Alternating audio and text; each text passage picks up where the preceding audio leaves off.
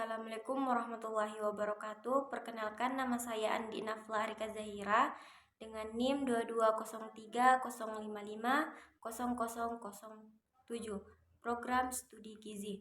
Nah, pada kesempatan kali ini saya akan menjelaskan sedikit tentang diabetes mellitus atau yang biasa disebut dengan DM.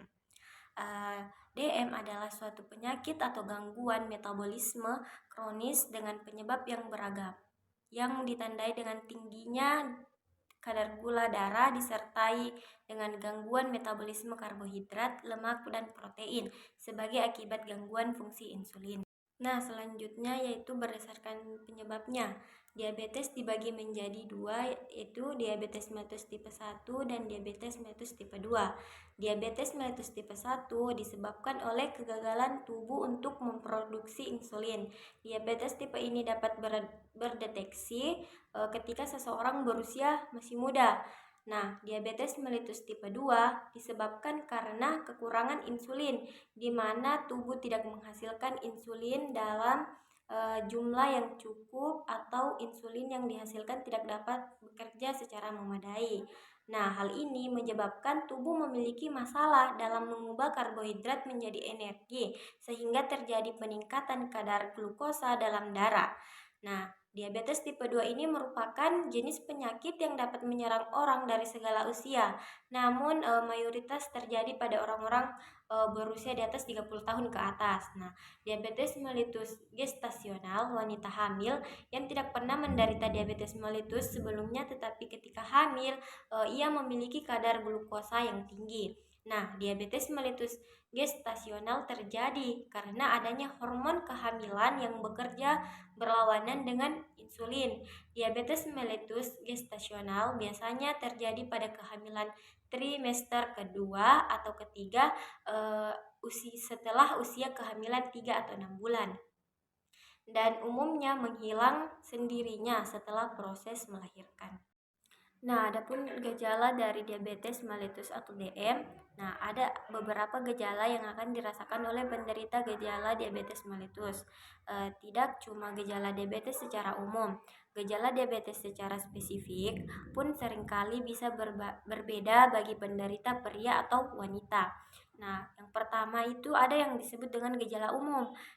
Gejala yang umumnya dirasakan oleh penderita diabetes meliputi rasa haus meningkatnya rasa lapar atau terutama setelah makan, mulut kering, sering buang air kecil, penurunan berat badan yang tidak dapat dijelaskan, lemah, lelah terus-menerus, penglihatan kabur, mati rasa atau kesemutan di tangan atau di kaki.